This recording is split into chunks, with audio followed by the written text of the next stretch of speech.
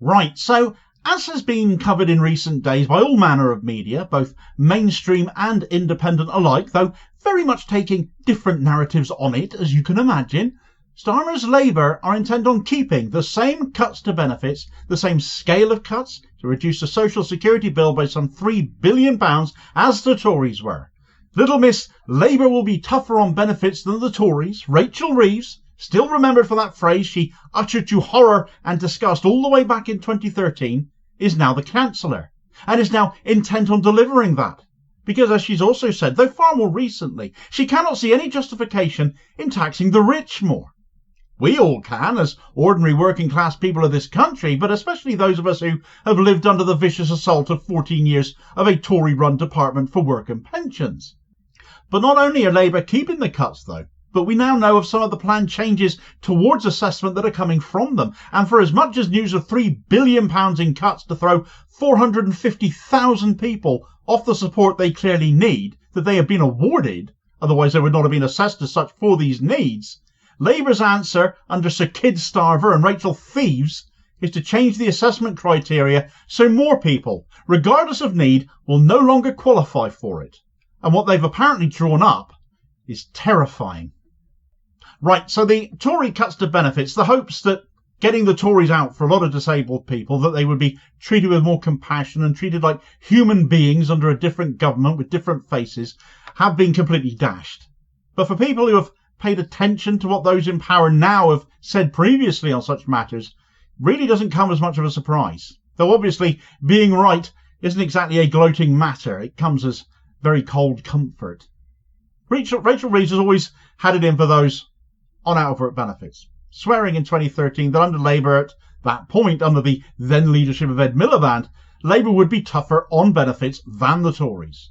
Not tempered by any claims that those most in need would be protected. No real justification either. This former banker and growth-obsessed economic idiot just appears to have it in for people not of any economic value in her eyes. They aren't working, therefore they're getting money for nothing. This is how she views it. This is how it comes across, of course. And of course, all of it is absolute nonsense. Where people are out of work, of course, they should be helped back into it if they can, but not at the end of a whip. To punish them as if they struggle with that. For those with legitimate health concerns for which they have been assessed as needing additional support, got through the assessment process as horrendous as it was under the Tories already. Such rhetoric now from Labour is tantamount to assault. It is not their fault they have health issues, especially when so many in recent years have developed them as a result of Tory incompetence of the pandemic, and indeed spent money like water on cronies. But now it is the ordinary working class people, many in work despite being disabled, never mind those out of work completely, who are faced once more with bearing the brunt of paying for that. Because we never got the Tories out really at all. We never did. We just changed the faces of the Tories who were in government. The fact Reeves' husband, Nick Joycey, for so many years worked at the DWP under the previous Tory administration, I'm sure has no bearing at all on Reeves' assault on those with additional needs either. The optics are clearly scandalous. It is on the disabled, the long-term sick that I want to focus on here though, and the news coming in about the disability assessment processes, notably the work capability assessment, and this really does expose the abject idiocy of those running the country now to an offensively incompetent degree. For as much as we're hearing about 450,000 people needing to have their support removed to get the social security bill down by $3 billion, missing the point entirely of the social security safety net at all, it misses the fact that many disabled people also already do work. The support they get enables them to be productive, economically active, tax-paying members of society. So stripping that support away, as seems to be some of the intent here, will remove their ability to access their workplaces as a result. Throws them on the bonfire, renders them unemployed, and even more of a target for the Starmer and Reeves growth-driven at whatever cost regime that will have put them there. If Reeves' opinion of what is economically positive wasn't completely blinded by a belief that only in work can people possibly be economically productive, it misses the point that the single biggest boost to the economy is simply to put more money in the pockets of those who will actually spend it. Because spending being the process of making money work, buying goods, helping businesses thrive, creating jobs, more tax revenue follows.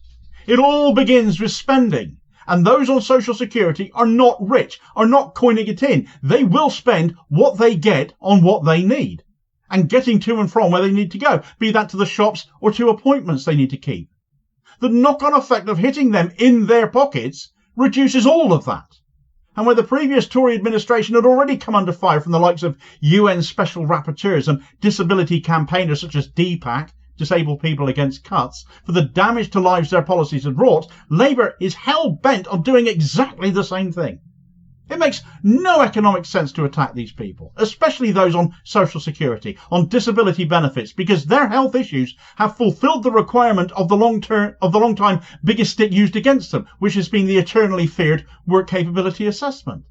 For as much as that assessment has been used against ordinary working class people with additional needs, who have been judged to not be able to work as a result of that, or need support to be able to work as a result of that, so it has been that the blasted thing gets what politicians pathetically call reformed into something that means more people can have that essential support and lifeline removed. When we keep voting Tory, be it blue Tories or the current crop of red Tories, that ideology, that determination to remove support and make this a more shallow, mean, unsupportive and uncivilised country just continues. It won't stop, it will just keep getting worse. And so it appears to be the case, with the alleged assessment changes that are apparently now going to be coming in what is, I think, the most hardline attempt to force the long-term sick, chronically ill and disabled into work we have ever seen. All of it comes down to changes that are coming to that work capability assessment, which itself implies the bulk of people Labour looks set to throw off their benefits are those who require the most support. We know now that some of the proposed changes to the work capability assessment and what they are, and they're horrifying. The plans as laid out to reform the work capability assessment include the removal or alteration of certain descriptors in the assessment. Descriptors, for those who don't know, are the awards of certain number of points on certain criterion. And you have a successful claim when you pass a threshold of a total number of points at the end of the assessment, both in terms of work capability and in mobility.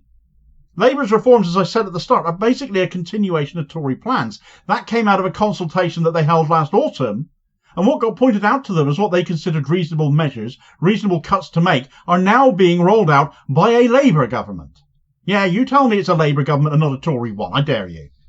Starmer's Labour, who of course went into the general election swearing, of course they were bidding all of this off. We're not going to do that, we're not going to stick to their evil plans. But for whom a mythical £22 billion financial black hole just appeared, which they won't explain, just keep repeating is there, despite blocking freedom of information requests that are requesting a breakdown of this gap in the nation's finances, because they can't explain it. Despite all of that, though, with Starmer's relationship with the truth, of course people are going to doubt their claim here. But it is the justification for the cuts that they are bringing in, determined to cut our way to growth, despite the Tories failing for years, trying to do the same thing, as we should all damn well know by now. So what are these changes to the work capability assessment then, Damo? Well, the Tories identified 5 areas of it for reform, and these were factoring in people's mobility, bladder and bowel incontinence, the inability to cope on social situations, people's ability to leave their homes, and work being treated as a risk to claimants. In essence, the Tories' consultation result was an outcome of the pandemic in a sense, where people had to work from home. It was previously believed people wouldn't do so successfully with too many distractions. Now, we know different. People worked perfectly well from home in isolation during that time. And so now politicians know it works. Now, where there was a big stick to get people back to the workplace, though, landlords losing their rent when their buildings weren't being used after all, those who can't go to work are now viewed as being able to work from home quite successfully. Now, this may well suit some people in this situation perfectly well. There may well be some disabled people who will be more than happy to work in this situation from home. There may be work from home to take that is suitable for them, given their additional needs. But the DWP should be supporting people in doing that, not forcing them into it when it could in fact make their health significantly worse. And that will be the case for a lot of other people. You take out mobility as a descriptor with regards to work, and any disabled people already going to work may lose their financial means to actually get to work now, though. Whereas the protections for them, where the work capability assessment doesn't apply to the main disability benefit personal independence payment, if you can remove mobility as a descriptor from one assessment, how much of a leap is it going to be to do the same going forwards? Given these measures in my mind are doomed to failure for so many obvious reasons, because they will make people's health worse, is it really such a leap of the imagination for Reeves and the DWP boss now, Liz Kendall, to rethink where else to make cuts, because they are incapable of seeing anything else as a viable solution to a lack of economic growth, and that growth being all-encompassing and all that matters to this government, despite growth obviously being finite anyway. Working from home appears to be the answer for Labour. It ticks the boxes for the people they view as numbers and not as having individual issues that need support to be addressed. Physical health issues are completely mitigated if you work from home, they think. Fear of going to work for those with mental health issues associated with that are solved too, they think. But it's a one-size-fits-all attitude again to disability and mental health and illness, and this fundamentally has always been the problem with the work capability assessment, because it never is one-size-fits-all. Everybody's needs are individual and different. The jobs may also not be there. Where are all these work-from-home opportunities coming from, incidentally? They may not pay enough either. Those with health issues need more time off to meet appointments, and some days will just be beyond their ability depending on what they suffer from. They will be treated as second-class employees if they gain employment. But equally, with the additional needs even working from home they will have, they are less employable still. Their health needs will increase as the state attacks them even further. Their health worsens as a direct result of again being targeted by cruel and ignorant policy, by people who are cruel and ignorant and who only view them in terms of their economic worth and not as living and breathing people with worth all of their own, that a civilized society would support and not constantly punish. Yet this is where we are again. Starmer's Labour, just like the Tories, nothing has changed. In fact, Starmer's Labour is so awful and so dire that despite appearing to be a blatant human rights violation, plans are still afoot to send benefits assessors after those with mental health issues even further, because it seems there is no such thing as having mental health problems too severe for the DWP to not come after you. Benefit assessors visiting patients on mental health wards. Can you imagine it? Well, it's a Labour plan in progress. Get all the details of that in this video recommendation here as your suggested next watch, and I'll hopefully catch you on the next vid. Cheers, folks.